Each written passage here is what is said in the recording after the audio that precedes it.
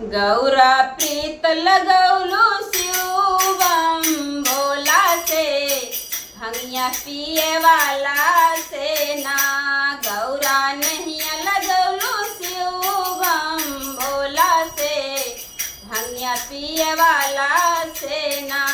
शिव के घरे ना दुआरी नाही महल अटारी, शिव के घरे ना दुआर नाही महल अटारी। गौरा प्रीत लगौलू मड़ई में रहे वाला से भंगिया पिए वाला से ना। गौरा प्रीत लगौलू मड़ई में रहे वाला से भंगिया पिए वाला से ना।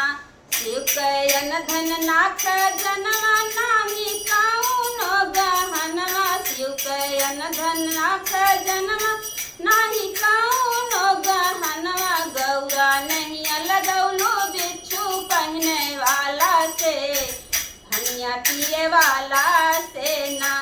गौरा नहीं लगौलू बिच्छू पहने वाला से भंगिया पिए वाला से ना।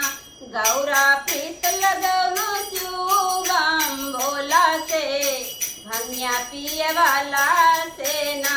शिव के खेत ना खरिहान नाही खाए के ठेकान, शिव के खेत ना खरिहान नाही खाए के ठेकान।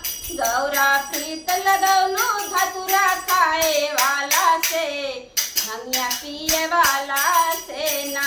गौरा प्रीत लगौलू धतुरा खाए वाला से भंगिया पिए वाला से ना।